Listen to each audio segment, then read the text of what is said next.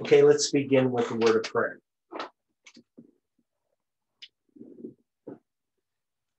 Dear Father in heaven, we are thankful for the Sabbath hours, the precious time that you've given us to fellowship and to receive the double portion. We know, Lord, that your blessings are always poured out upon the Sabbath. And we just ask, Lord, that this can be the case as we study 31 AD and try to understand the timing of the cross and the significance of it. We ask, Lord, that this study can be more than just calendars and numbers, that we can see the purposes that you have, not just in history, but also in our own lives, and that you can lift us up from the darkness and gloom of this world into your bright and glorious light. So we ask, Lord, that as we come into your presence, that your Holy Spirit can be around us, that it can speak to us, to each of us individually, and that your angels can be about us, and that we can feel the closeness of that fellowship through that Spirit. Be with us now, we pray, and we thank you for all these things. In Jesus' name we pray. Amen. Well, happy Sabbath, everyone. The study this evening is partly that it was requested. Now, I know the people who requested it aren't necessarily watching it presently, but they will afterwards. And it's going to address the Passover. Now, in trying to figure out how to present this, I've presented this various times in various ways. And pretty much every time I presented it, people really haven't understood it, that they could repeat it. And of course, part of that is a person would need to study it on their own. But people are studying these things and they're looking into them. And there's a lot of questions that people have. Now, what we have here on the screen is just one of the first drawings I did of the Passover at the time of Christ, trying to line up the biblical calendar with our calendar. Now, even though we have these calendar converters and we have the rabbinic calendar, and we're going to look at some of these calendar converters and look at how they address this. As I've continued to study through calendars, one thing that's quite clear, when we're calculating dates in the past, we can't be certain about those dates, because when it's an observed calendar and it's not a calculated calendar, we can't know what the conditions were in that time. We can't know whether it was rainy or cloudy when the moon was supposed to be sighted. And we don't know that about a series of months. So there could be a period of time in which the calendar gets a little bit off, and then it corrects over time when the weather's better. And we would assume that probably in the wintertime, in the rainy season, they wouldn't be able to see the new moon. Now, I was going through this with Heidi, and I was really trying to show her how this all works. So when you look at a chart like this, what I have is it's a V8R, so there's a second 8R in the year, the Passover in the time of Christ. So this is in 31 AD. And then you have the conjunction. Now the conjunction, if you look here, and maybe I should have lined this up differently. I could have put the numbers like April 10th in this little box, so you would see it's from midnight to midnight, because that's how our calendar works. And the Jewish calendar would work from fall to fall. So I could have probably taken this. Let's see how this is lined up. Yeah, I could have taken these numbers and gone like this. I don't know if that makes more sense. And then I would have to line up the Jewish numbers that way as well. So I'm just going to switch this around.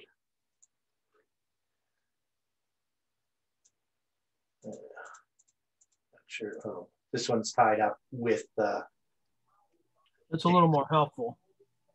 That looks better to you? Yeah. That? Okay. I think it does. Because back when I was doing this, it was like, I was trying to figure out the best ways to do this.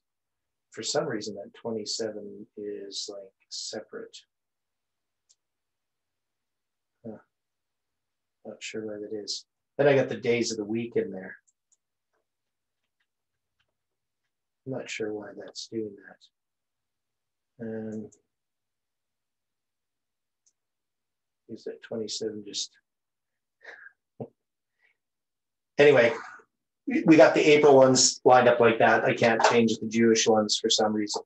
But you can see the days of the week. I put them in ours: Tuesday, Wednesday, Thursday, Friday, Saturday, Sunday, Monday, Tuesday, Wednesday, Thursday, Friday, Saturday, Sunday. And what ends up happening is and I'll show you this. So I'm going to have to switch between these different programs. So I want people to sort of understand the problem of how we had to address this issue, how you would address something like figuring out a date. So what I have here, this is, and it's probably pretty hard to see because the little letters are going to be pretty small, but this is April 31 AD, and this is the moon phases. And it has a bunch of information when it rises, when it sets, or sunrises, sunsets, I think. I'm not sure if this is moonrise, moonset. I think that's sunrise, sunset. Yeah, that's sunrise, sunset.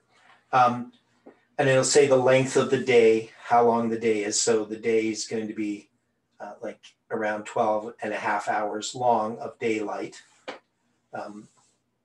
And you're also going to see the phases of the moon. And you're going to see here, where the hand is here, that's the conjunction. And the conjunction occurs at 1356, which is, and this is in Jerusalem. So this is about 2 o'clock in the afternoon that the conjunction occurs. And that's on April 10th. Now, we would call this the new moon, but the Jews would not. The new moon is something you have to see with your eyes. Now, if we just use this program, we would see that actually the new moon would be seen on the 12th, which is the Thursday evening. And then that would make the 13th of April to become the first day of the first month, just based upon using an astronomical program like this. The problem is we don't know in 31 AD what the conditions were, but it's even more complex than that. In studying calendars of the past, there's a lot of political reasons why you may start a month that really don't have a lot to do and start a year and how you fix your calendar. So there is political aspects involved. There's also changes over time of how people perceive a month. And if you're looking at 31 AD, the Jews most likely would accept the month that exists around them. That is, they're not deciding what the month is. That month is being decided by the Roman Empire. Now, some people say, well, no, the Jews would have had their own calendar. But we sort of think in these kinds of absolute terms in the present time about calendars. We think of calendars as very fixed things because we hang them on our wall and they're determined and they're very precise. But that type of idea didn't exist in the ancient world because these were observed calendars. They even understood that obviously conditions can change, weather conditions, which would affect their ability to recognize when the month began. There's also some indication that the full moon would have to fall on a certain day in the month because the Romans had it that way. So just because we have rabbis 800 years later telling us, well, this is how the Jews did it, in ancient times, doesn't mean what they're telling us is correct. Because we know that a lot of things that the Jews tell us, the rabbis tell us, the rabbinic Jews, long after the time of Christ, and even the things that we see in the Babylonian Talmud and the Jerusalem Talmud, many of these things are contradictory. There's a lot of disagreement, but also some of them we know to be false, and that the positions that were taken by the rabbis were often political in nature. So a lot of people depend upon what the rabbis say or what Jewish tradition says about the calendar and about recognizing, how we would interpret the calendar in biblical times. So I believe that we need to go to the Bible, but also we have prophecy that guides us. That is, we have prophecy and we have inspiration, right? So we have prophecies that were fulfilled that we can look at in history. And then we also have the inspired statements. We have things recorded in the Bible. For instance, we know Jesus was crucified on a Friday for lots of reasons. That would be the main consensus that you would have from anybody looking through the Gospels and reading about the timing of the crucifixion. When he was buried, they went and kept the Sabbath day according to the commandment. Well, if it was on a Wednesday, the Sabbath day according to the commandment wouldn't be a Thursday. So we know he was buried in the tomb, and that it was early on the morning on the first day of the week that they went with spices because they wanted to embalm him further, right? They wanted to add these spices to him, to his body, so that it would not, so that preserve it in some way. I'm not sure exactly what spices these would be, but we know that some spices were added before, and then some would be added later. That was the purpose of why they went to the tomb. They didn't expect Jesus to be resurrected. So there's a lot of things, a lot of reasons why we would say Jesus was crucified on Friday. But there's also disagreements about when the Passover fell. Now, when you look at the sort of the Catholic tradition would have that Jesus was crucified on the 15th of Nisan, that he wasn't crucified on the 14th, on Passover. He was crucified on the 15th. And that's because of interpretations or understanding that the Jews had regarding the Passover much later in Christian history, and the Catholics adopted that view. Now, if anybody has any questions, doesn't understand what I'm talking about, please ask a question, because I feel very lonely when nobody's saying anything. Now, here I have a chart again. What's that? Why don't you shift back to that chart you first had?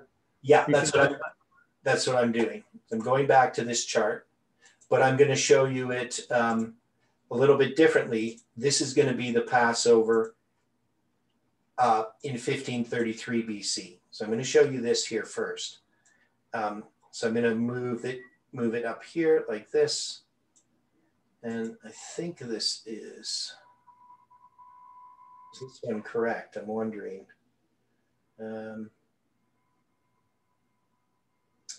Yeah, so you're going to have a similar situation arise. I don't think this is correct, though.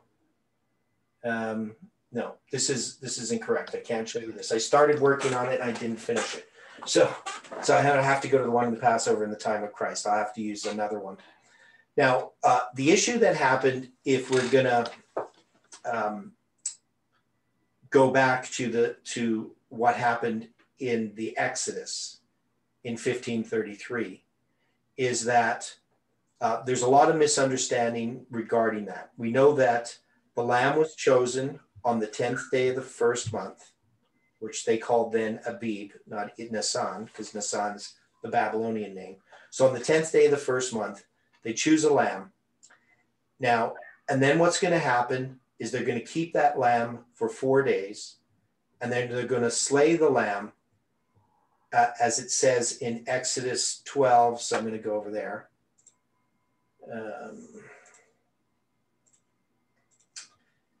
So we're going to go to Exodus chapter 12, verse 6.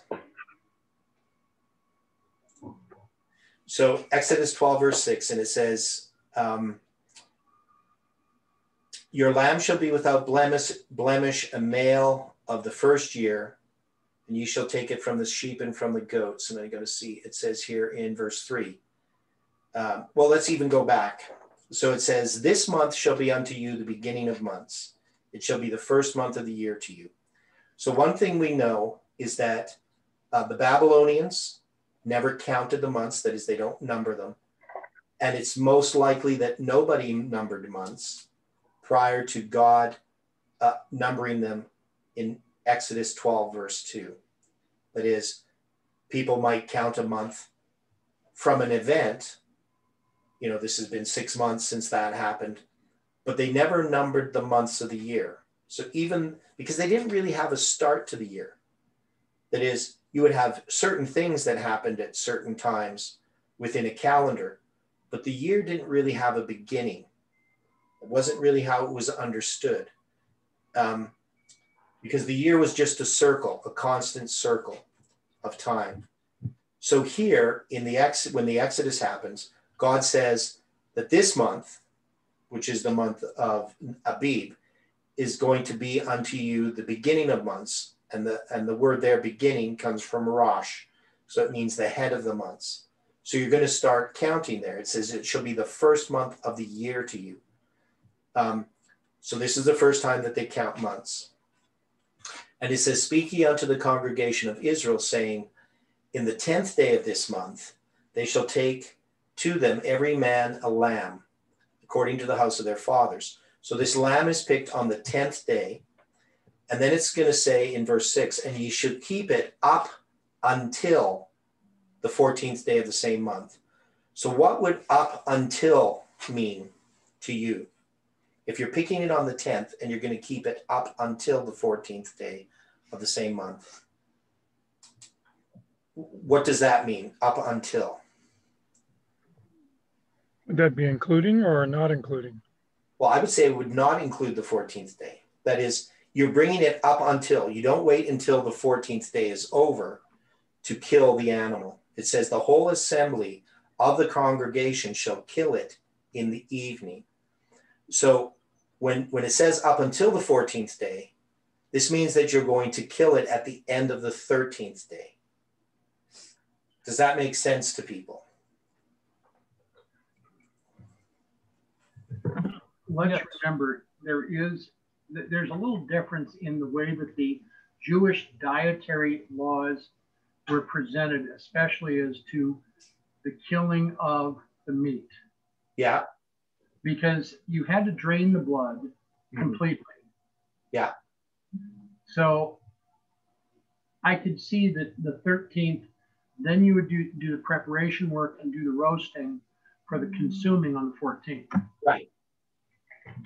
Yeah, so you kill the animal, and it says in the evening. Now in Hebrew, if you look at this passage, and if you just look at the King James with the Strong's numbers, it'll just say evening. But if you look at it in the Hebrew, it'll say between the evenings. So it doesn't say evening, it says between evenings. And particularly, it would mean between the two evenings. And that's how it's often translated. So this idea of between the evenings is a little bit different than the idea of just in the evening. So the idea of between the two evenings, what do we have? What's the word we use in English that would be parallel to saying between the two evenings?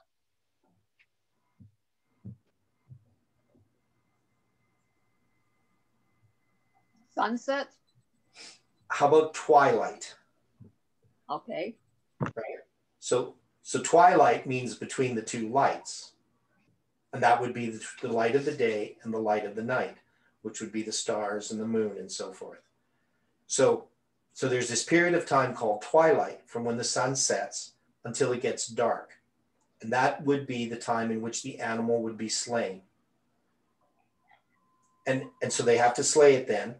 And then they're going to take this blood and they're going to put it upon the side posts and so forth. Now, as far as the chronology of this Exodus, part of the problem that people have is the way that it's written.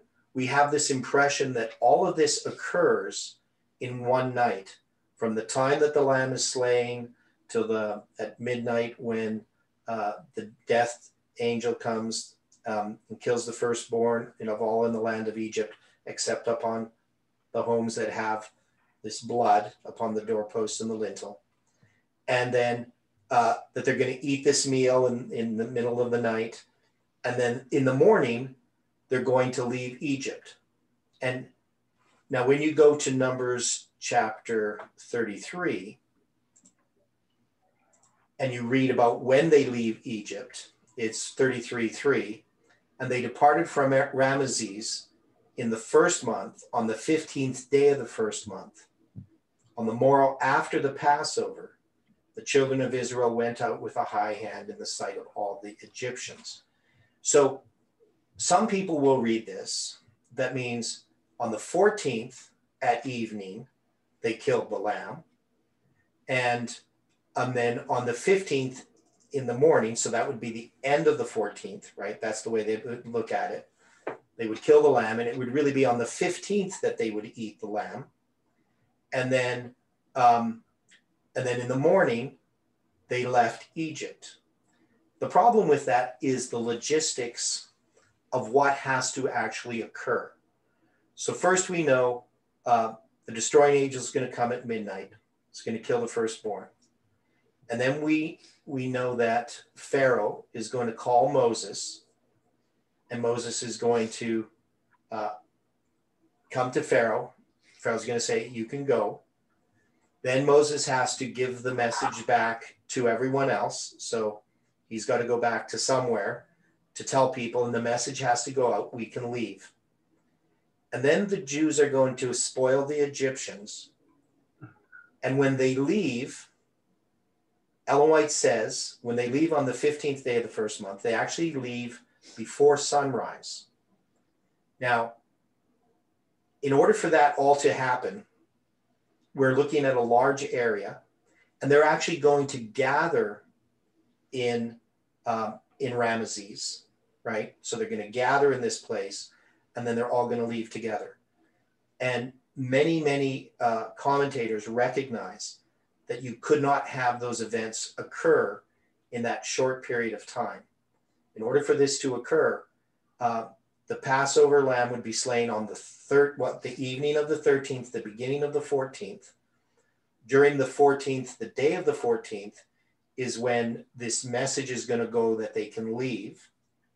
And then they're finally going to leave on the morning of the 15th. So the period of time is not just a night. It includes the day of the 14th and the night of the 15th for all these events to occur. Now, Theodore. What's that? Question. Yeah. So what was it, the evening of the 13th, when the angel went through the camp? So it'd be midnight on the 14th. So you slay the lamb, you put the blood on the doorpost and the lintel, you eat your meal, right? Right. And you're getting ready to leave. Now you can't leave any of it, and they're not supposed to leave their houses during that night. So they're supposed to stay in their houses, it says. And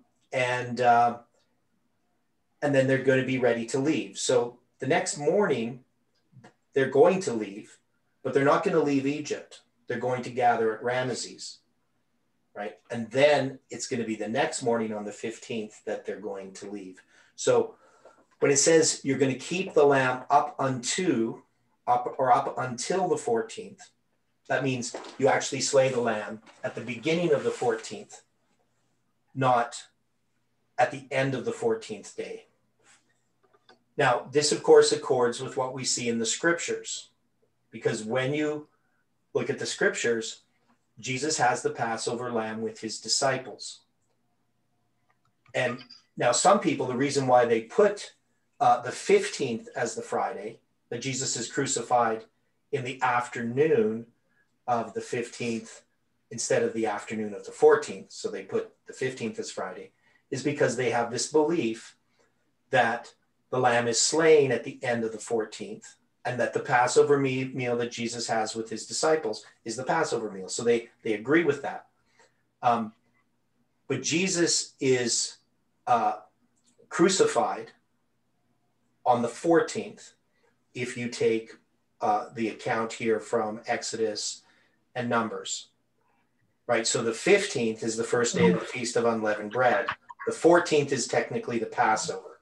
It would be at the time that Jesus has his meal with his disciples.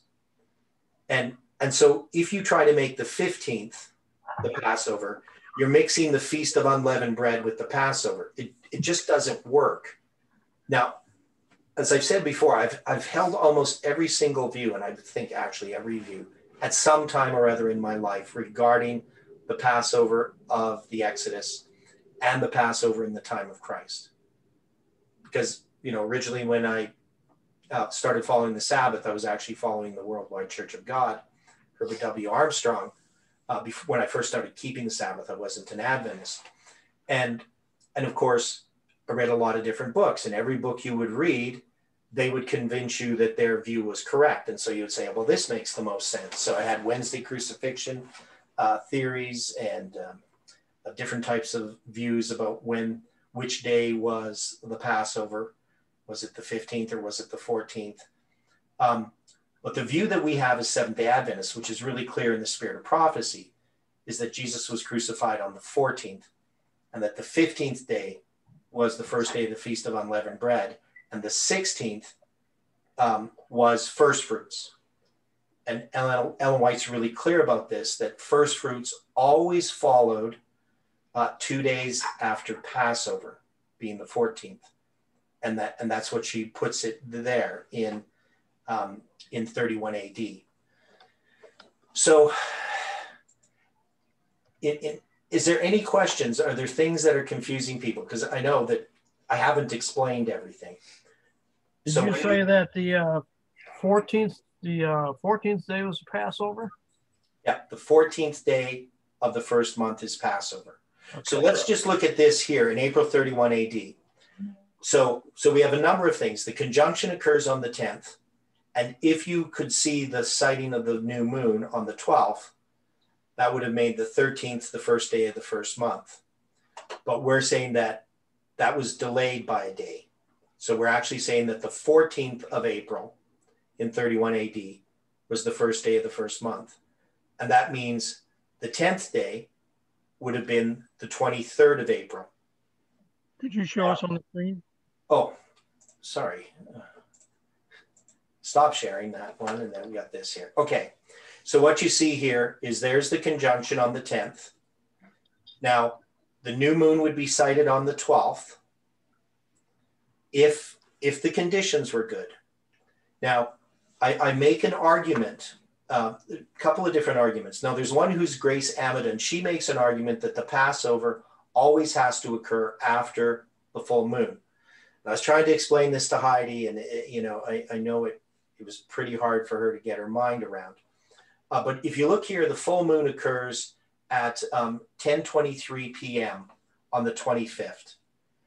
Now, I was also trying to explain to her apogee and perigee, which has to do with the fact that when the moon is farther away from the earth, it is actually traveling slower. And when it's closer to the earth, it's traveling faster.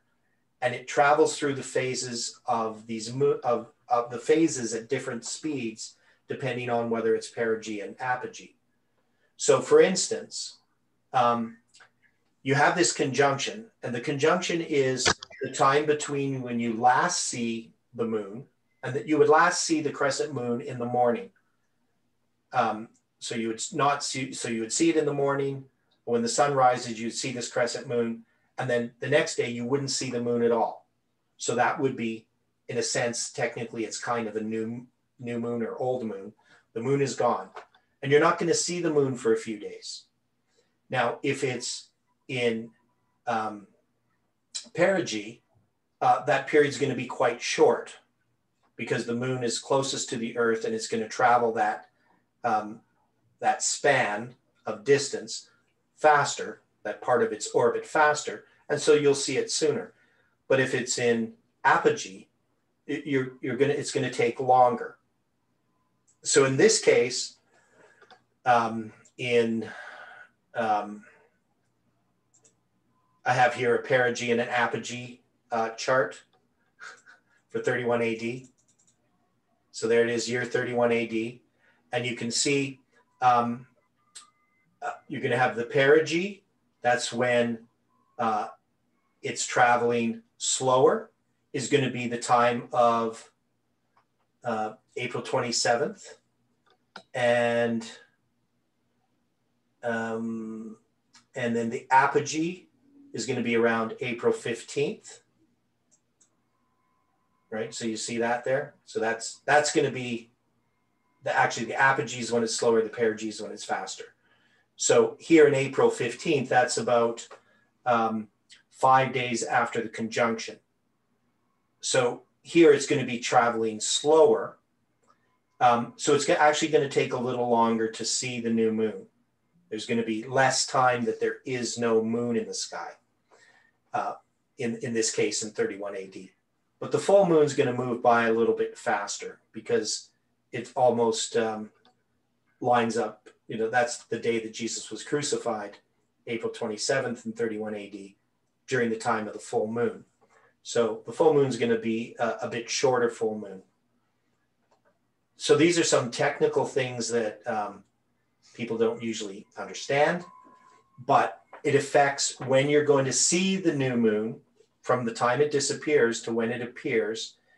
It's not a fixed time. It can be like a day and a half. It could be up to 3 when days. that? When? What, Mark? When is it? Like today, this month? No, I heard you saying new moon. Yeah. I say when is it? So well, we just had a new moon a few days ago, like a week ago almost. It was early this week that we had the new moon. So you're going to have it every month. You're going to have the new moon. And how you're going to determine what the new moon is, those rules have changed over time. And I would say that the Jews were affected by the Romans' month, because the Roman, even though the Julian calendar started in 46 BC, the average person was still using the Macedonian calendar. That is, it's a Babylonian calendar with Greek names. So they weren't using the Babylonian calendar exactly, but they were using this calendar that was based upon a mixture of the Babylonian and just a basic lunar calendar. So when people were determining what day of the month it is, the Romans had a different way of counting them. They didn't count them like they didn't number the days like the Jews did. So there's a lot of confusion as far as that goes. But I would say even if you're just going by the biblical calendar the way it is in 1844, the way that we used it in 1844, it would be by observation. And so anyway, we take the position that even though the new moon could have been seen on the 12th, it's actually the last day of the month is going to be the 13th, and the 14th of April becomes the first day of the first month. And so the 10th day, if that's the first, that would be the 2nd, 3rd, 4th, 5th, 6th, 7th, 8th, 9th, 10th is the 23rd. Now, in the Catholic calendar, they would place the 10th day of that month on the Sunday. They call it Palm Sunday. Of course, they don't follow the moon. They follow a mixture of lunar and a solar type of thing. But what they do is they go back to what they call the Passion Week, and they would say that when Jesus had the triumphal entry, that would have been the 10th day. That's when the Lamb was chosen. But I take the position that the lamb is chosen when Jesus enters the temple that Sunday evening. And when he comes to the temple and he weeps over Jerusalem, the sun is just setting, according to the spirit of prophecy. So Ellen White tells us the sun is setting, and that Christ, after that, he enters into the temple. So he's entering into the temple on this beginning of what day of the week, or what day of the month. If the 22nd is the 9th, and he enters at sunset on that Sunday, what day of the month would that be? 10th day of the month. It's the 10th day of the month. And the lamb is chosen then on the 10th day of the month. And Jesus ministers in the temple on the 23rd and the 24th. There's the temple cleansings are connected with that. He cleanses the temple at that time. And that's the one where you have the children and so forth. And then you're going to have, so this is going to be the 10th, the 11th, the 12th. On the 12th, what happens on the 12th? Does anybody know? The 12th day of the first month. I don't recall. Okay, that's going to be when Judas goes to the priests again. So he's going to betray them. They basically take a day off. And then what happens? In other words, that's his second trip to the priests. Yes, it's his second trip to the priests. Okay, so his first trip. Wait, am I doing this right? I'm trying to remember. I might be getting this wrong. Or is it the... No. It is his second trip, but I'm just trying to remember if I got the date right. No, I think you have the date right. But that's right. Yeah, the date. It's the 12th day of the first month. Right. Yeah. But the point being, this is his second trip. Yes. And you hadn't pointed out his first trip. So his first trip happened after on the Sunday. No. Saturday night. All right. Saturday night. So I can buy that. Yeah. So it's after they had this feast at Simon's house and Mary washes Jesus' feet. Then Judas goes to the priest the first time. And so that would be Saturday night, or what we would call Sunday, the beginning of the first day of the week, right? And then you're going to have the triumphal entry with Lazarus leading the donkey. And then you're going to have at sunset, Jesus go into the temple. And he's going to be in the temple on the 23rd and the 24th. On the 13th, he isn't. Or not the 13th, the 12th, pardon me. The 25th. So it's the 12th day of the month. And then on the 13th, he's going to have his disciples get ready for the Passover. He tells them that, to go to a certain place, find a certain man, he'll have this upper room, get everything prepared. So they get the preparation on the 13th day. And then between the two evenings, they're then going to slay their Passover lamb that they have, and they're going to have their Passover meal, which is the Last Supper. Now, for years, I believed that Jesus had died at the time of the Passover lamb, at the time the Passover lamb was slain. And it was just a careless reading of the spirit of prophecy. She says that he died on the day that the Passover lamb was eaten. Hi guys, I am asking what moon on what full or half moon of then put Jesus on the cross. So Jesus was crucified during a full moon. Yeah, because the Passover. I don't know. I then do put Christ on the cross During a full moon.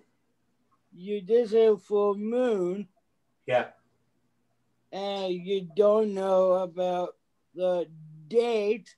We know the date. Christ on the cross. Yeah, it was April 27th, 31 AD. So Now you can see here on this chart, it's going to show that and I want to deal with this idea of the full moon. So the Passover has to occur after the full moon. That is, you can't have a Passover occur before the full moon. And if you think about it, obviously the month begins after they first see the new moon. The month doesn't begin on conjunction. So now the time between conjunction and full moon can vary based upon the fact that the moon's, going through perigee and apogee in different places within the new moon, full moon cycle. So it's going to vary a bit, but not a great deal. Not like a whole day, not 24 hours, but part of a day, at least, variance between those periods of time. Now, here you can see that if it occurs at 10:23 p.m., that's going to be after sunset. Now, for the Jews to determine which day is the full moon, they would do it by observation. Now, we don't really think about that because we just see there's a full moon, it's nice and big. But even if you see a moon that looks full, it may not yet be full. And the way that you would determine this is always at sunset. So when you have a new moon at a conjunction, the moon and the sun both set at the same time. You don't see the new moon for two reasons. One is the sun is very bright, and so you don't even see the back part of the moon, the shadow side. But also they're going down together. And sometimes that's when you get an eclipse. You can get an eclipse when the moon and the sun are in conjunction. And you usually get an eclipse somewhere. Sometimes it crosses the path of the earth. Sometimes it doesn't. But in a sense, there's always this shadow when the moon gets in front of the sun. Now, of course, you're going to see the moon coming at sunset, at conjunction. You're going to see it at sunset. You're going to always observe at sunset. So the same with the full moon. What happens with the full moon is that the moon is on the opposite side from the sun. Now, if the sun has set and you still see the moon in the sky, the moon is not yet full. That is, if you see the moon before sunset, the moon is not yet full. It's waxing, right? So it's waxing towards full. But if the sun has set and you then see the moon rising, that's a full moon. So you actually have to have the sun set first, and then the moon rises. That's when you would determine that the moon is full. It can't be full if it's still in the sky when the sun is just setting. You have to wait until the sun is set and then see the moon rise to know that it's full. And so the full moon would have actually occurred on the evening of the 26th. It wouldn't have been full on the 25th. On the evening of the 26th, you would determine a full moon, and that means Friday would then be the 14th day of the first month. That would be Passover. So Passover occurred on the 27th. So there's a number of things. You have the beginning of the month, but you also have the full moon. So the Passover has to occur after the full moon. And so the 27th fits. You obviously couldn't have the Passover on the 26th, because even though we would say it's a full moon, it wouldn't be. So if the month had started a day earlier, Grace Amadon, an Adventist scholar, she would argue that the Jews in this period of time. I am asking, do you know when is stars come out? Okay, Mark, I don't have time to answer that question. Okay, I have to get through this. So what we have then, Grace Amadon makes this argument that in the time of Christ, because of the full moon situation, you couldn't have had the Passover on the 26th. And that the Jews, in observing the pattern of the moon, this is her argument, would have known this prior to the beginning of the month. And so that would be one of the reasons they would delay the month by a day, even if they had seen the first visible crescent. Now, I don't know if you can prove her argument. It's it's possible. And we know that the Romans looked at the full moon as a way to tell when the center of the month was. So they didn't really look for the visible crescent to determine the month. They could determine that by looking at the moon when it's full and knowing when it's going to be full again. So they had understood the patterns of the moon. So when they were using their lunar calendar, which they still used in the time of Christ, the average person would use it. They would have determined the months slightly differently than the Jews would have, but it would have fit well with the Passover. So we don't know how much the Jews were following the Roman calendar. But what we do know is Jesus was crucified on a Friday, and that Friday would be the 14th, not the 15th. And we could just use that based on spirit of prophecy, because she tells us that in a number of different ways.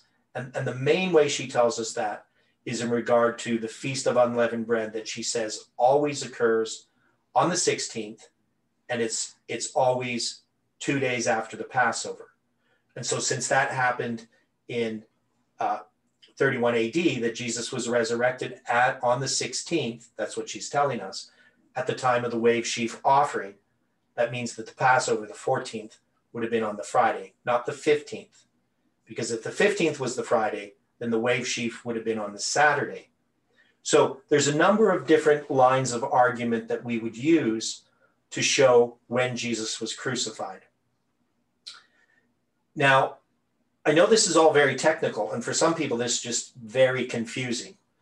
But I do have these different resources. Now, these different resources don't always agree.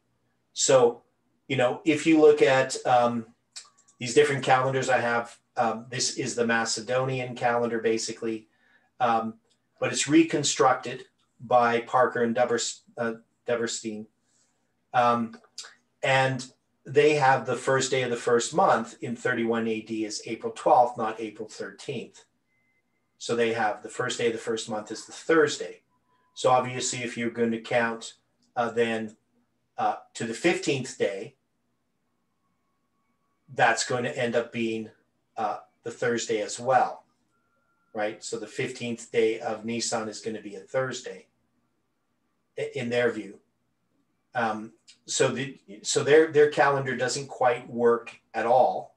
So they even get the 12th day as instead of the 13th day. And we're arguing that the 14th day is the first day of the first month. So they're 2 days off. We also have the Torah calendar. So this one, of course, they start the month a whole month early, but they have the same argument.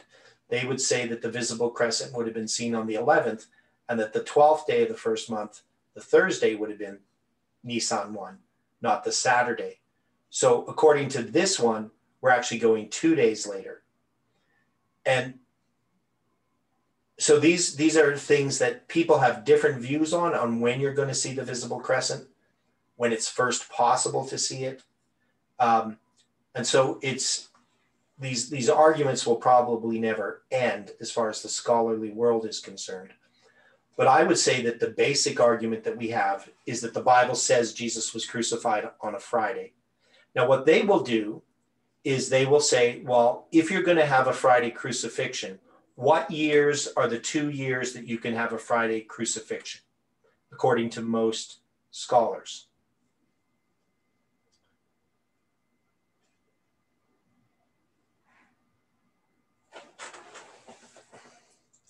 No idea. Okay, so it'd be 30 AD and 33 AD. So this is what most people would argue. And if I do this, so I'm going to take this and I'm going to move a year earlier to 30 AD. And I'm going to go to the 14th day of April. No, that's not the one I want. I want to go to the 14th day of Nisan. So I have to go back here. So 14th day of Nisan is April 7th in 30 AD, and it is a Friday, right? So they will say, well, we got a Friday, it's Passover. this is when Jesus must have been crucified. Or they will make the argument that it must have been 33 AD. So if we go to 33 AD, again, we have to kind of adjust all these days. And if we go to the 14th of Nisan, it's May 2nd, and it's a Saturday. So in this argument, in this view, I'm not sure how that works. It doesn't seem to make sense. So this one is not the correct one. Oh, that's why I'm in the wrong month. So what they'll do is they'll use the rabbinic calendar. So obviously 33 AD wouldn't work with the Babylonian calendar or the Macedonian calendar. You would have to use the rabbinic calendar. So that's what some people do, is they use this rabbinic calendar here. I'm going to zoom this in a bit. So in the rabbinic calendar, if we go to 31 AD, or 33 AD, pardon me, and you're going to go to Nisan 14, so go back a week, that's going to be a Friday. So some people just use the rabbinic calendar to make this calculation. Now, the rabbinic calendar is a calculated calendar. It's not an observed calendar. The problem here is that Nisan 14, you're going to have the first day of the first month begin before the spring equinox. So in 33 AD, you would actually have had to add a 13th, the 13th month. And so you couldn't actually do it then. You would have to add another month. And that would make Nisan 14 to be May 3rd, but it would be a Sunday. So I hope I confused you a little bit. Everybody's a little bit confused. But you can see that the problem is not a simple one. And what people will do is they will make these very bold statements as if they know exactly what was happening in this period of time, exactly which calendar was being used and how it was being determined. And they will make these statements that Jesus couldn't be crucified in 31 AD, that, you know, he was crucified in 33, or they'd argue he was crucified in 30, or some people even choose, you know, earlier years or later years. So all of the evidence that's being brought is the preponderance of the evidence. We look at all kinds of things. We look at inspired statements in the Bible, the history of what happened. We know Jesus was crucified a Friday and resurrected a Sunday. We know also that what Ellen White says, of course, we're Seventh-day Adventists, and we couldn't use that argument for other people. But even ourselves, we'd have to say Adventism is sort of dependent upon getting these things right. So if we believe the spirit of prophecy, it would be based upon that she's based on reality, and that we could argue that Jesus was crucified in 31 AD. And when you go, I'm just going to go back to 31 AD. Now we have on our calendar converter, you'll see it differs a little bit. So when we have Jesus crucified on the Julian date, April 27, and Nisan 14, this is going to be the 16th day of the second month on the rabbinic calendar, right? So even in 31 AD, we're doing the calendar differently than the rabbinic calendar is done. So, and we have adjusted this. So somebody's saying, well, how come your calendar converter gets it right? Because we designed it to get it right. We looked at all the rules, and we looked at the possibility. Now, I would argue that if, because we know that the months have 30 and 29 days. So when I worked this out, I actually started in 30 AD, and I worked out the calendar of saying that at the end of the first months of the calendar are fixed as 30 and 29. But once you get to the end of the 7th month and you begin the 8th month, so after Tishri, after you have all the festivals, you would then just observe the month visually, and you're running into the rainy season. And what would normally happen is that you would have the months being delayed. That is, you would get a number of months that are going to be 30 days to the month, but you can never have less than 29, and you can never have more than 30. So what would happen if you had a series of months that had 30 days? You would be behind, right? That means, or ahead, depending on which way you're looking at it. And so even though you don't see a visible crescent, once you get to the 29th day, the next day is going to be the first day of that month. So once you get there, you're just going to determine it based upon that. And you would only ever go to look for a visible crescent on the 29th. You never have to look for it on the 28th, because even if you did see it, the next day would not be the first day of the month. And you never go to look on the 30th, because you always know that the next day is going to be the first day of the month. So what I did is I worked this out, showing that the probability of this occurring, that Jesus is going to be crucified on a Friday in 31 AD, is about a 6% likelihood based upon this delayed start of the month. Now, so 6% means if I was going to say, just based upon looking at the calendar, looking at the phases of the moon, is it the most likely date that the year would begin in 31 AD? And I would say, no, it's not the most likely, because if the conditions were right, which they're mostly going to be, you would have actually had the year begin maybe even 2 days earlier if they were perfect conditions.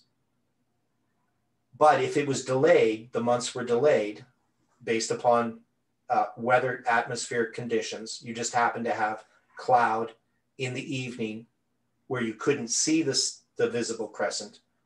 You could be delayed up to 2 days for the start of the year. And my argument is that is what happened in 31 AD. It wasn't just that they were following different rules or anything like that.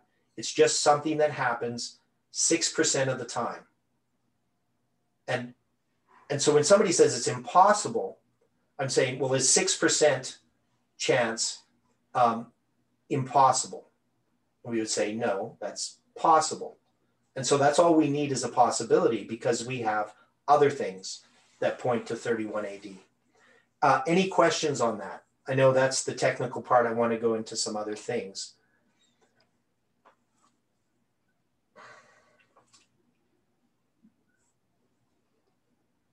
Okay, so I want to go to 1844. So even though I'm going to go over this in more detail later on, when is the first day of the first month in 1844?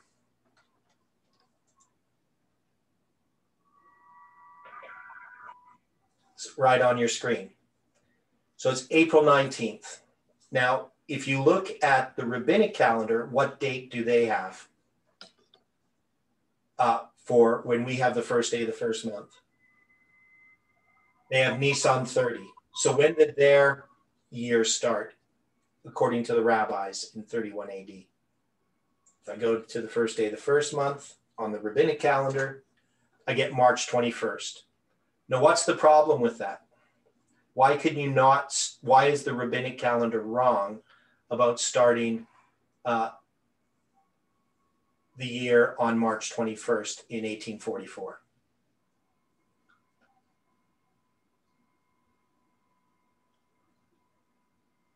Why could we not do that?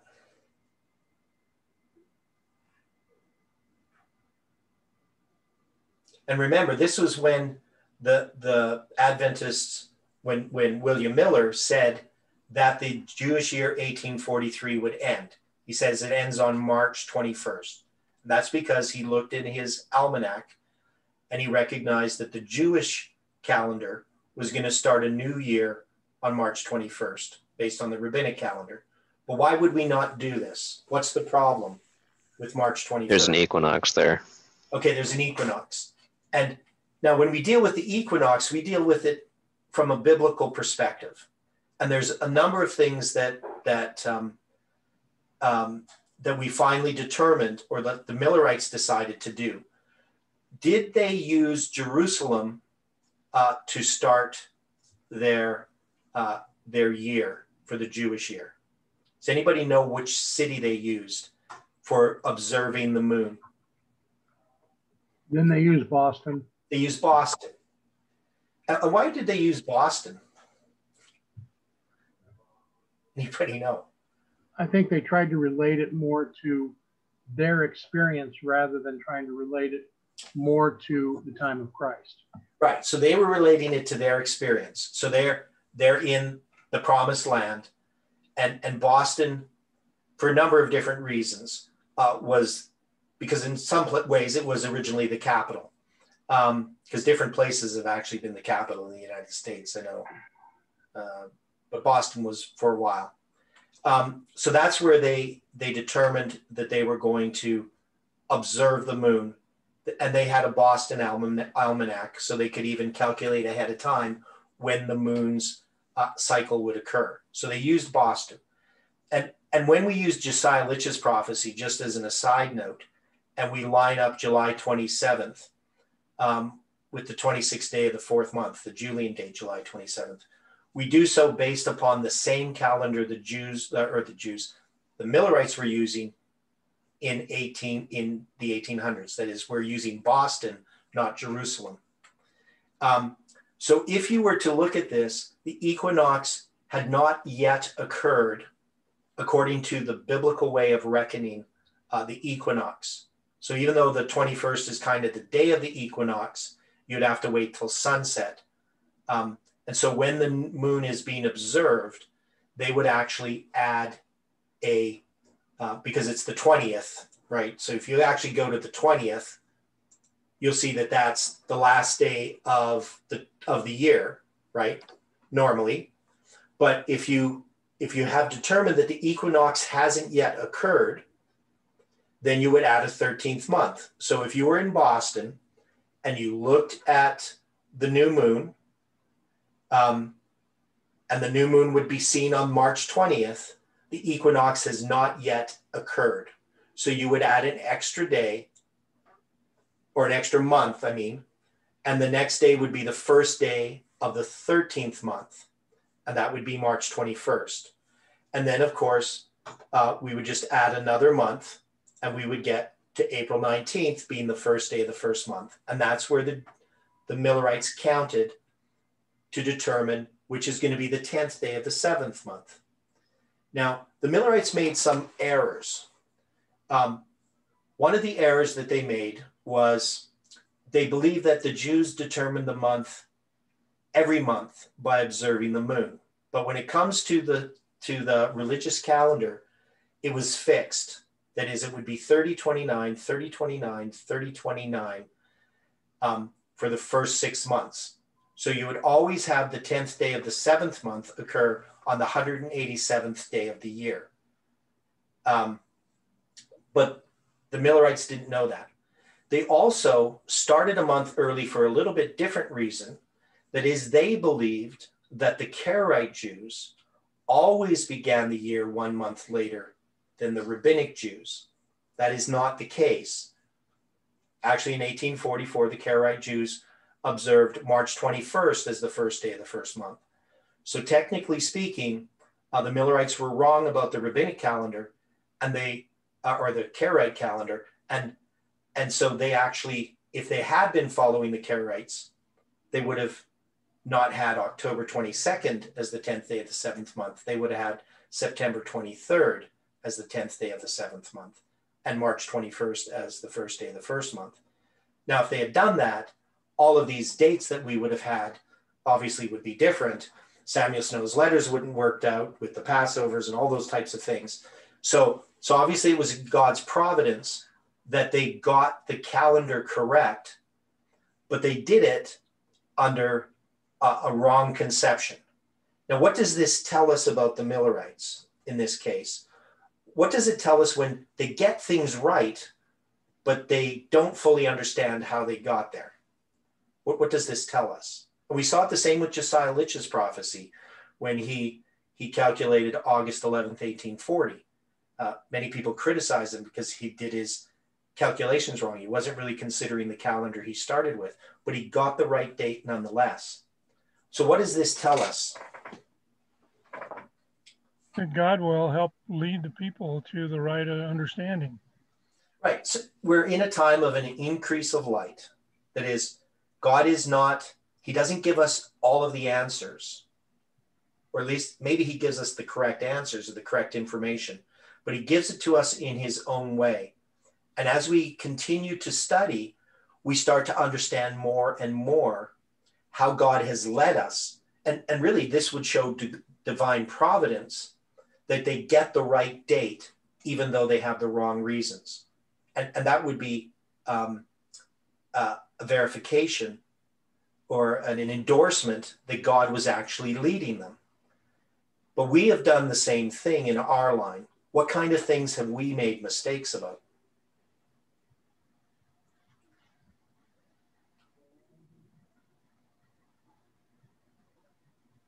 And the Millerites made some of those same mistakes. Events. Application of symbols. Right, so application of symbols, understanding events connected with the different dates. And we've done the same thing. And that's because we're in an increase of light. We shouldn't expect that we know everything. And I'm constantly looking at what I've done in the past and trying to see where I can find error, whether it's in the chronology, whether it's in an application of a symbol, because I know that our understanding is partial, but we are being led by God. So we can see his hand, even in the mistakes that we make, even in our lack of understanding, we can see that God has led us along step by step. And we've talked about this illustration in other studies, that, this is, the path of the just is as a shining light that shineth more and more unto the perfect day. So this God's word is a lamp to our feet and a light to our path. So we know that when you have a lamp and it's shining, it only shines so far in front of the path. It doesn't shine all the way down the path. But the light of the midnight cry is what's going to shine down the path, but we have to walk in it. It's not going to go way ahead of us. It's going to go with us. So these are important lessons to learn when we're looking at all of these dates. Now, I do want to show you something interesting about this. So if I was going to determine the months every month, and I was going to go to, and I was going to do it the way that the Millerites did, there was actually a disagreement. Now, we have here, of course, the 10th day of the 7th month as October 22nd.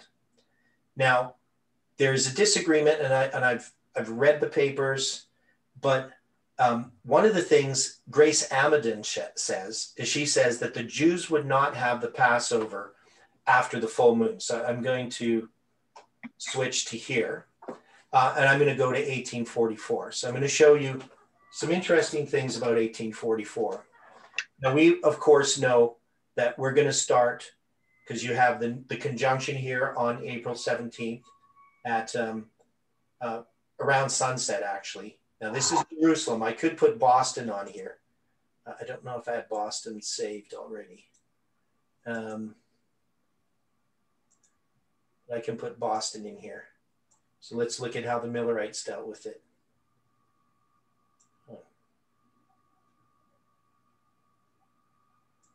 I'm gonna have to search, I guess. Boston.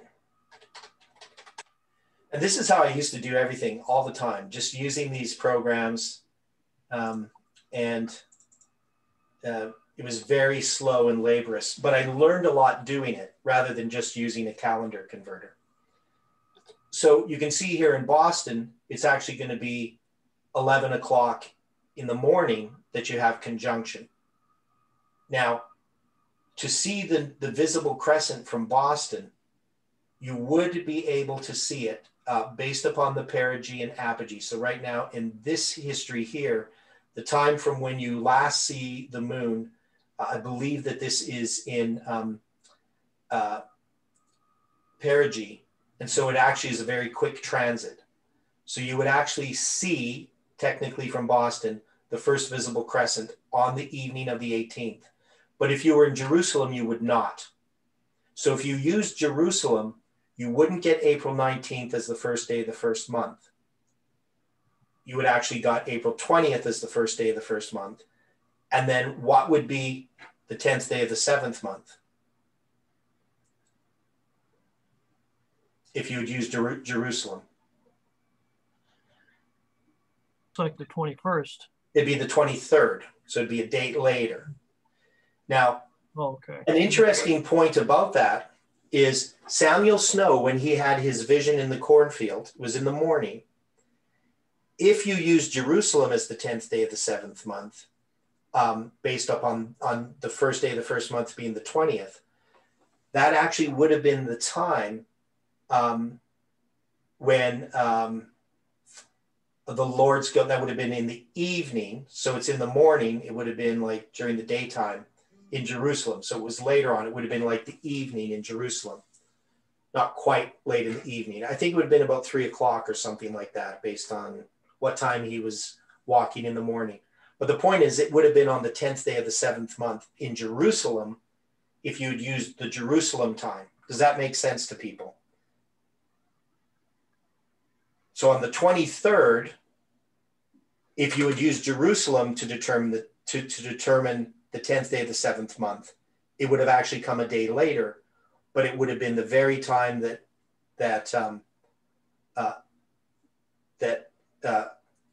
Hiram Edson was walking on the cornfield and saw the vision. Does that make sense to people?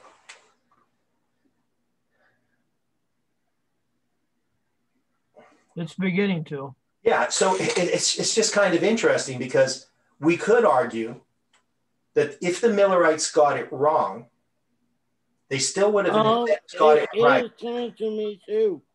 Yeah, so they still would have got it right. So just because you make a mistake, it could be, and I'm not saying that you should have used Jerusalem time, but if they had used Jerusalem, they would have determined that the 23rd of October would have been the 10th day of the 7th month. But you would be in Jerusalem time when Hiram Edson is walking in the cornfield and has this vision. And he sees Christ go from the holy place to the most holy place, right? To begin his work. Does that make sense?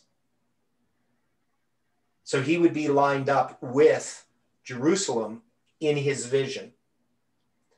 But there are some people who just argue because of that, the Adventists got it wrong. We shouldn't have used Boston. We should have used Jerusalem. But I think that actually both are valid.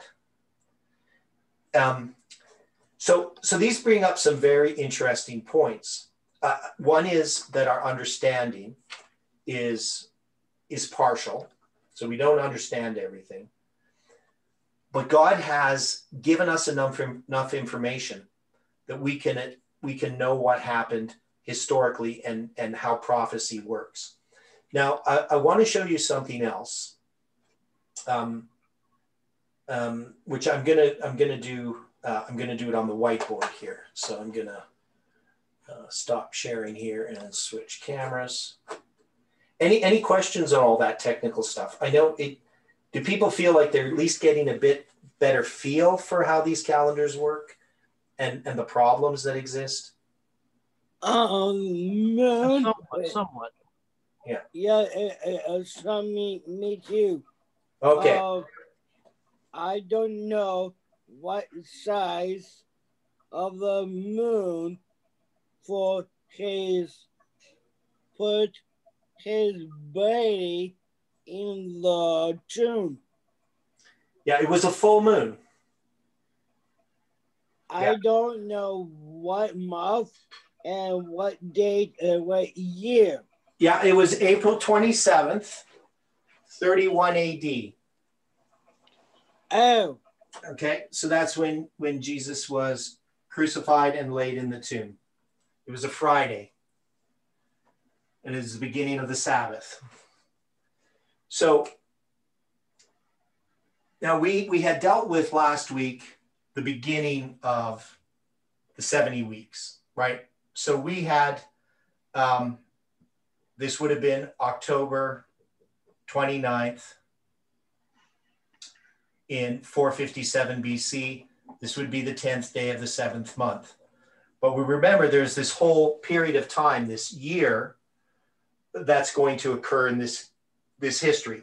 From the first day of the first month, and then you get the 12th day of the first month, and then you have the first day of the 5th month,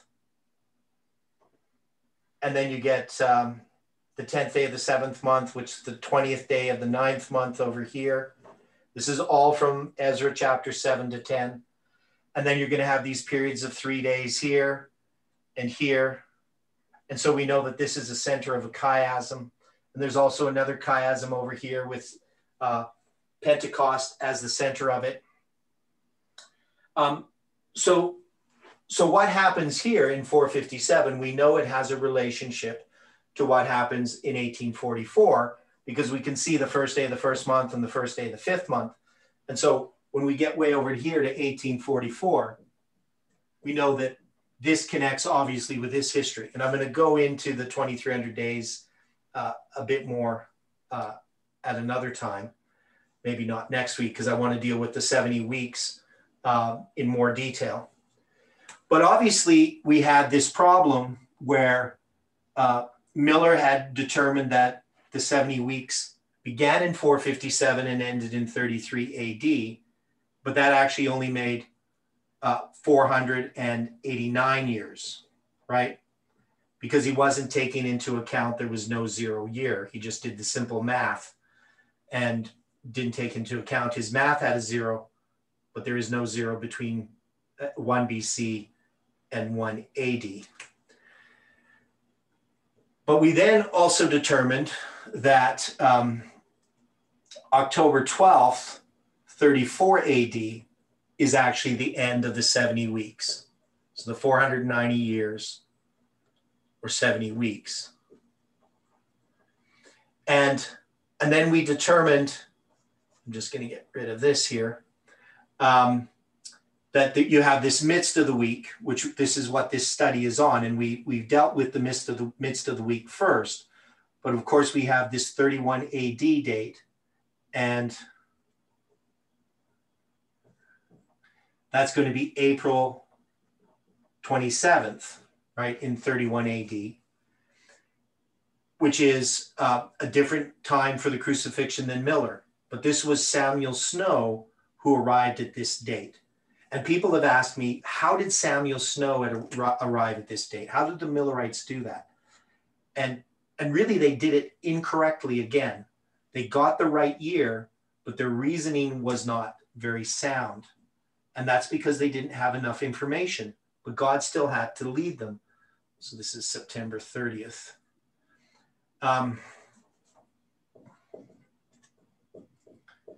So this 3.5 years and this 3.5 years we've obviously dealt with, and we're going to come back to some of that. Now, the other thing that we know is that there's also 49 years here, which is 7 times 7. That's 7 weeks. And this is going to end in 408. But nothing happens that I know of in 408. This is just basically a Jubilee cycle. And this is a sabbatical cycle. And there's lots to this. We know that this is, of course, 62 weeks, which is 434 years, plus the 49 years, plus the 7 years, right? Make up this 490-year period. Now, I was doing some calculation, and I can't even remember what I did. I made some mistake somewhere. I was doing some calculation. Now, we know that this period of time, this period of 7 years, how many days is it? From September 30th, 27 AD to October 12th, 34 AD. Does anybody remember how many days? It was 2520 plus 50, right? So we said it was 2570 days. And so it's basically a 2520 plus a Pentecost, right? Now, of course, this is including this as day 1 and this as day 2570, right? So I didn't start on 0. I started on 1 to get this count. So technically, if we were to count it cardinal days from September 30th, 27 AD to October 12th, 34 AD would be 2569 days. Now, how many days is in a solar year? 360. Okay, so 360 in a solar year, 365 and a quarter, right? Right. Now, if you have 7 of those, how many days would you get? Because this is actually more than that, right? 2556. Okay, so 2556 days. Now that, of course, is not exact, right? You have something left over. Right. And also it depends, like if you're going to go from a calendar date to a calendar date, it depends where you have your leap years in between there as well. Okay, so it's 2556 days. Now, when we take 490 years and we multiply it by 360 days, what number do we come to? 176,400. 176,400 days. Okay. Now we could convert this into years. Does anybody know how many years this would be in actual time? If I took 176,400 days, I would then divide it by 365.252189, right? It's just a little bit less than 483 years. Right. It's 483 years. Okay. And just a very, very little bit less, right? Yeah, it's pretty close. Yeah. Now what I did is I counted the number of days from October 29th, 457 to September 30th, 27 AD. Now, how many days is that? So I can show you how I would do that on my calendar program. So I'm going to go back there briefly. Okay. So if I was going to do that, I would have to go to minus 457 BC, minus 457. And I'd have to go to October 29th. You might want to switch screens. Well, I just didn't hit share, that's all.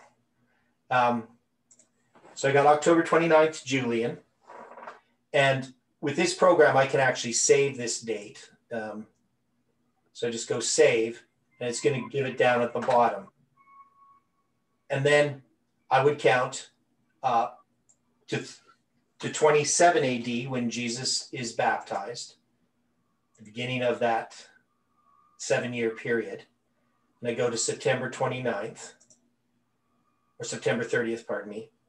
And there you see it's the 10th day of the 7th month. So I'm not going to the year based upon the Gregorian year, right? The solar year. I'm using the biblical years, just like I did for the 7-year period. Then I hit save. And I get this number, 176386. Okay? Now, of course, if I'm going to count the first day, it'd be 176387.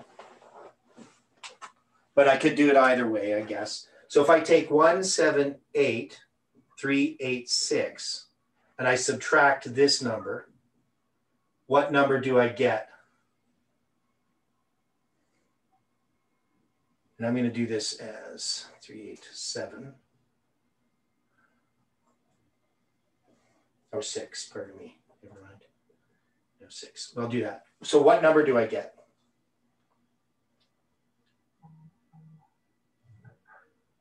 You said to take that from 178387.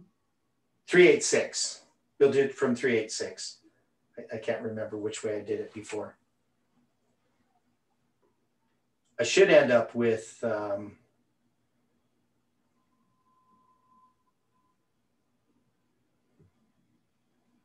The way I'm looking at that, it'd be 2000 or 2001. Okay, so what am I doing wrong? Oh, that's what I'm doing wrong. How did I do this? September 30th, 27 AD.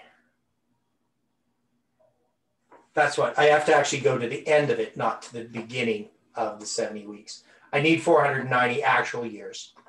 That's why so I need to go to October in 34 AD. Is that right? Is that what I do? So what's the number I get? 2014? I was looking at straight 2000, but maybe my math is wrong. Okay, and because I've done this before, but I'm doing something, I'm not thinking straight right now. So 360 times 490 is the number of days that I would have in prophetic years. And then the number of days that I would have in actuality are, what did I do wrong? I did something wrong, but I can't remember what it is I did wrong. So September 30th is 27 AD.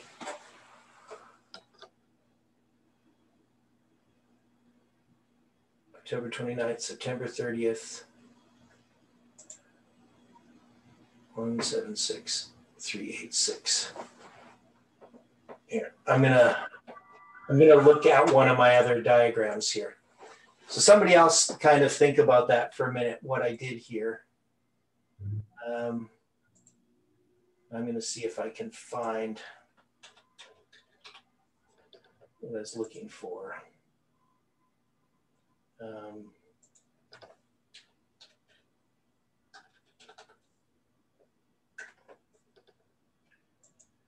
Okay, so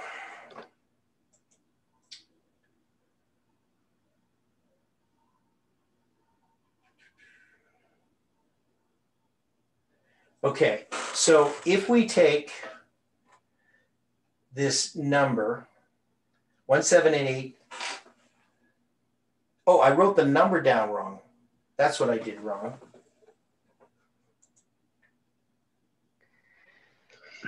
I did something wrong. So I did some math just now, and I got that the difference was 2572.5 between the prophetic years and the solar years. Okay, so it's how many? 2572.5. That's the difference between, for which period of time? That's what I'm trying to figure out, which period of time I've misused. I just did the difference between the solar years and the 360-day year. Right, so the difference should be, right, and I'm not sure what I did wrong. I'm trying to figure this out, how I did this wrong. So the difference between the solar of 490, right? And that's what we're supposed to do is 490, is it? I thought we were, I don't know. And I was doing it, okay, so 490, but see the number on the bottom isn't 490.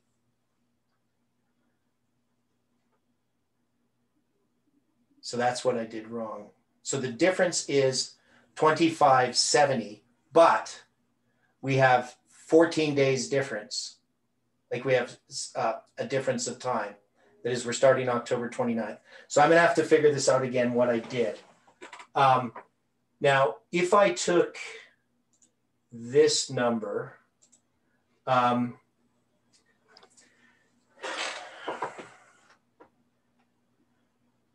okay, so 109 Gregorian years are 178,970. Didova, Yeah. you forgot to share. Yes, I know. Yeah. Okay. So here I'm going to show you what I have here. because I have some calculations that I did. Let's see if they, okay, so this is an email I sent to Stephen Jameson, and I was doing this wrong. So we have here the 70 weeks and 490 Gregorian years. There are 178,970 days. So that's what I was doing wrong. I was just trying to count to 27 AD, and I wouldn't do that. I would count to the Gregorian number, right? Depending on where you start. While there are 176,400 days, so the number I should have had to calculate wasn't this one. It would be this one. So it's 178,960 days. Does that look better? Oh, you can't see that. We'll just hang on.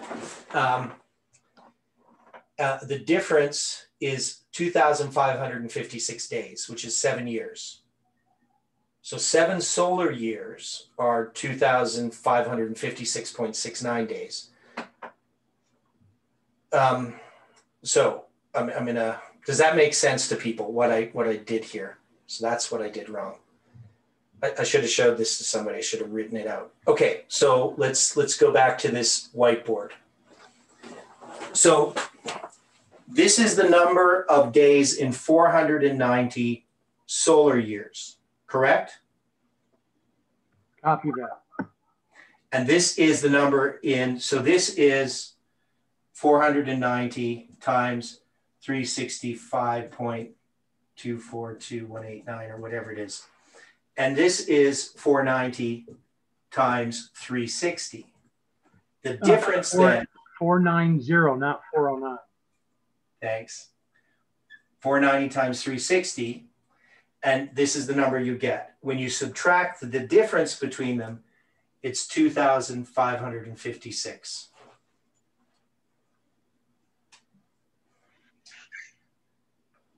Is that correct? Or did I do something wrong?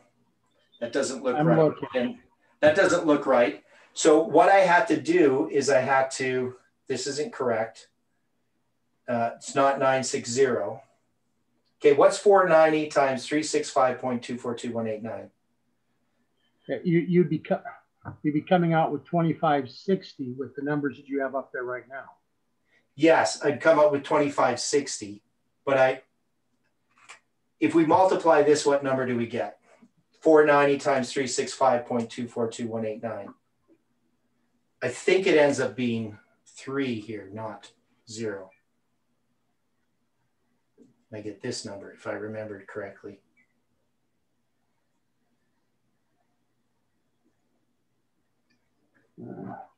Actually, what I need to do is I need to actually look at it from the biblical calendar. I was going to, let me see here, because I want to do these solar years not to the beginning of this. I want to do the solar years to the end of this 34 AD. So now I'm going to go 34. I'm going to go to October 12th. And that's going to be the 10th day of the 7th month. And the number I get is, okay, it's 178955.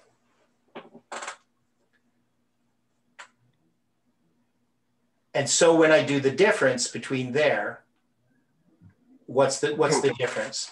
No, go back to your calculation. You just said to do 490 multiplied by 365.242189.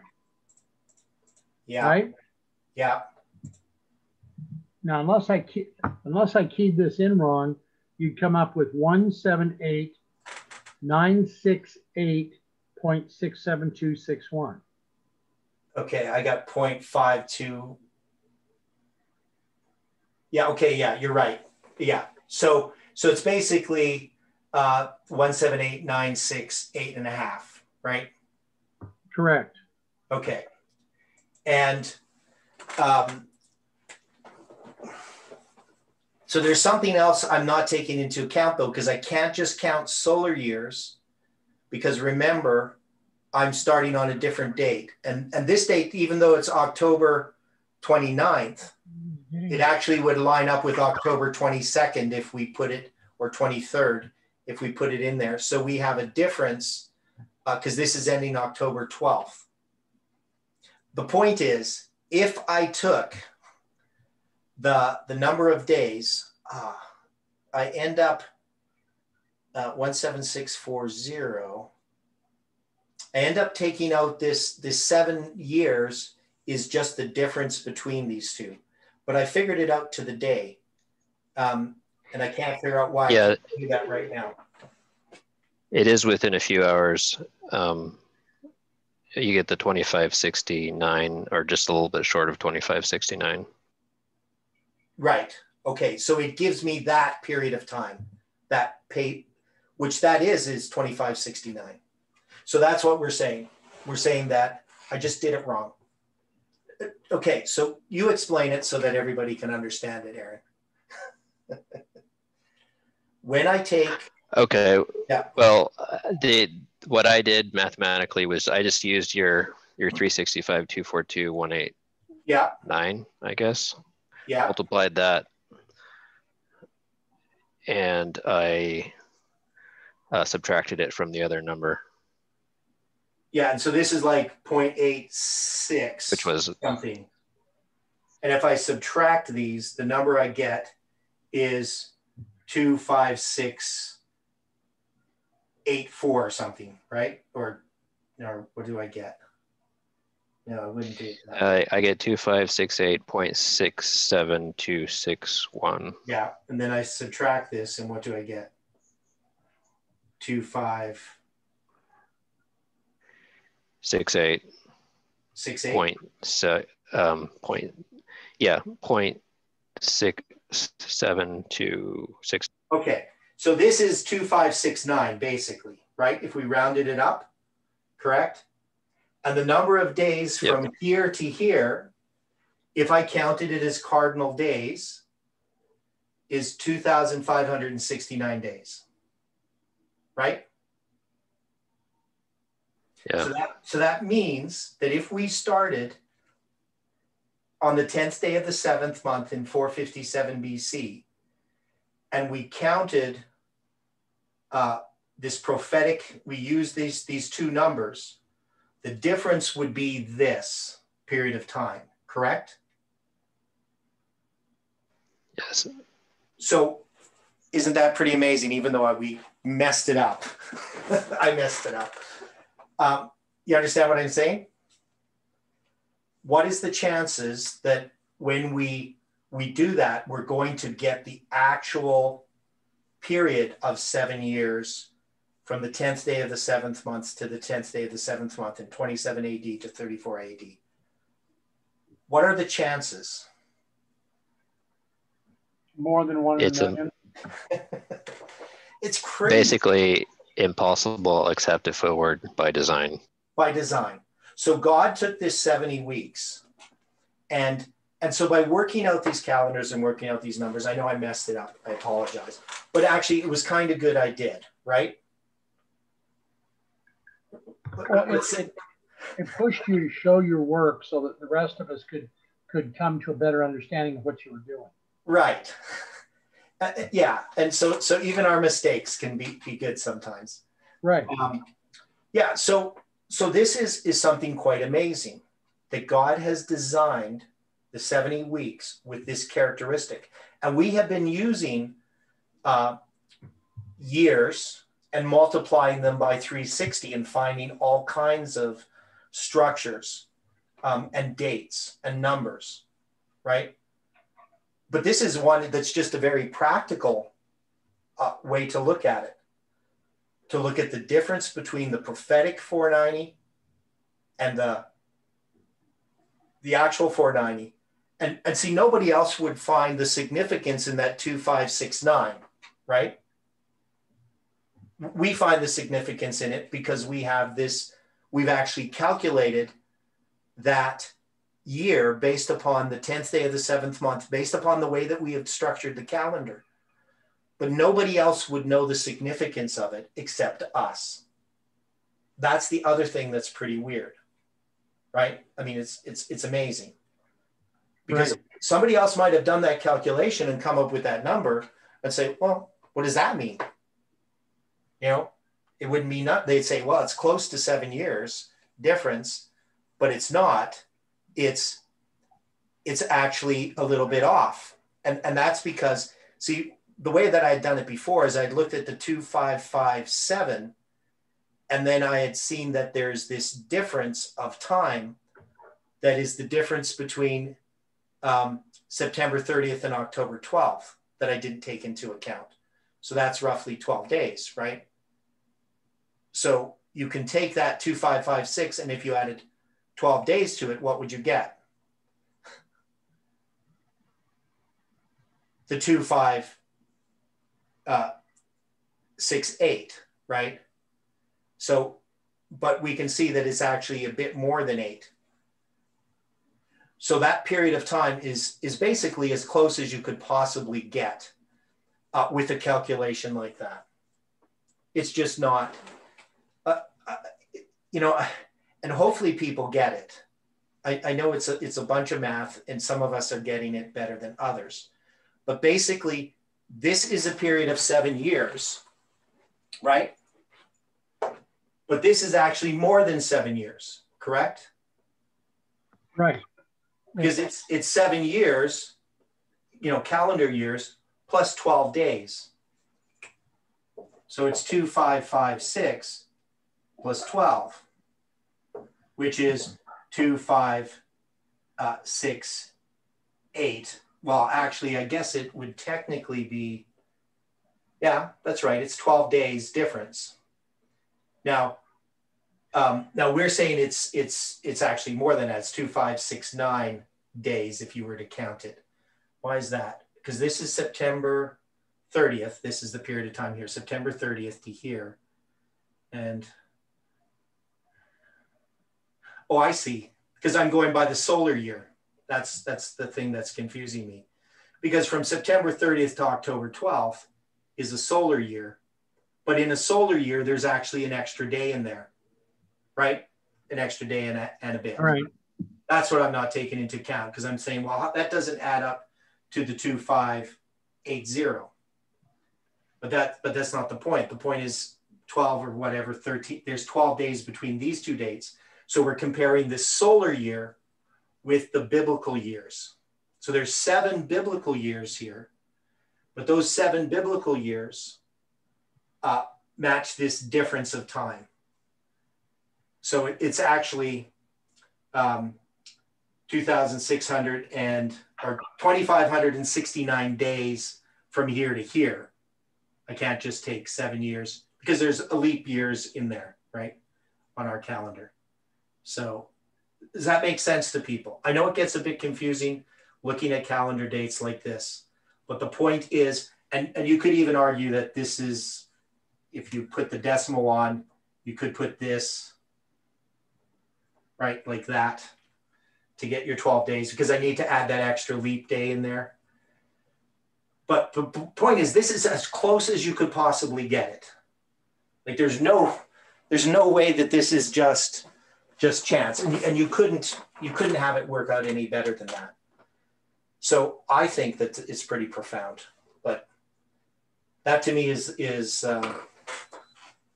one of the things we learn from using calendars when we start to do these very precise calculations, which nobody has ever seemed to have done, as far as I know. Nobody has ever tried to figure out what is the exact time from the 10th day of the 7th month to the 10th day of the 7th month in 27 to 34 AD. And nobody's ever compared it with the difference between the solar year and the lunar year. And to see that that's the period of time. I'm still kind of blown away by it. Out of all the things that I've seen, and I've seen a lot of things, you know, in studying this message, this week of Christ, what Jesus did up on the cross, that time, you know, the time is at hand. You know, the time is fulfilled. Whatever you want to look at it. When Jesus came, he came to fulfill a time prophecy. And he fulfilled it in a way that is so profound that we have discovered, and we really shouldn't have. Like, if you understand what I'm saying, like, you know, we're nobodies, right? But yet God in his providence has given us this evidence. And this is the thing that people are missing out when they reject numbers and they reject calendars as having any significance. We have something like this occur that we should say, God is leading. God is leading this movement. That isn't man. Man couldn't produce this. And because I didn't produce this, you know, just on my own, this is actually all kinds of studies and all kinds of prophecies and all kinds of things coming together. And now we look at them in this new way, and we see a detail that is extremely profound, that tells us something about the wonderful number, and that he puts himself into this history of humanity in this 70th week, in this midst of this week.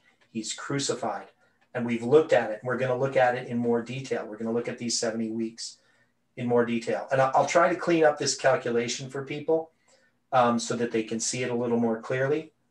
But I really appreciate everybody's participation in this study. So we know Jesus being crucified in 31 AD on the 27th day of April, if we had chosen some other date, if we had had a Wednesday crucifixion, if we had said it was 30 AD or 33 AD, none of these things would have occurred. Like, they would not occur with any other structure than the one given us by Seventh-day Adventism, by the pioneers of this movement. And that is extremely profound. Now, I do want to deal a bit in the next study with Samuel Snow's understanding of that, how he came to 31 AD, and again, to see the providence that God had in how he did that.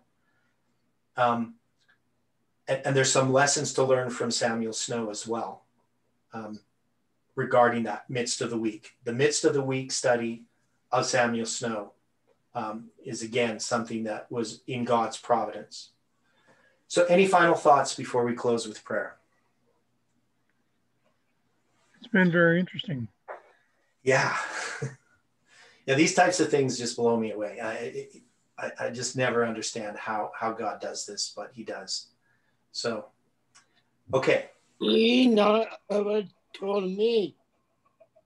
He never told me, Mr. Bill Scott, some of the cross, he make me look on the hill.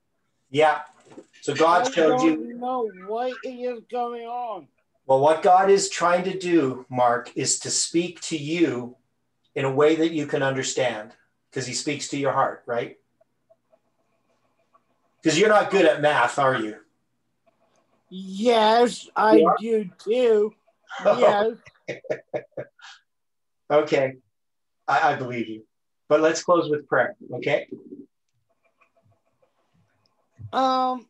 Yeah. I'm going to ask you a last question. Okay, we'll do it after we pray. We'll do it after. Before you do finish praying, could you please give me a link for tomorrow night? Yeah, I will. Please. Okay. Yeah. Okay. Dear Father in heaven, we are so thankful for the Sabbath. And we ask, Lord, for a blessing to be poured out upon us as we studied here together. And Lord, it actually amazes me more than it did before. We're thankful that you can speak to each of us in this way. I know not everybody watching this video or everybody who's been participating fully understands what it all means. But we know, Lord, that it shows your hand in leading this movement. It shows your design in in the prophecies of the past. And we know, Lord, that the purposes are yours, not ours. And we just ask, Lord, that we can be a part of your purposes, that you can, in showing us these things, help us to realize how little we are and how deep and big your love is, that you can take us, sinful though we be, and transform us and fit us for your kingdom. And so I pray for each person, anyone watching these presentations, that you can guide those who are trying to understand truth, that you can guide them to these presentations, or in any way that you can, guide them, even individually. Even if you have to send an angel, Lord, we ask that you can lead all those who are seeking for truth to find it. Be with us throughout this Sabbath in all the blessings of it. And we ask this all in Jesus' name. Amen. Yeah.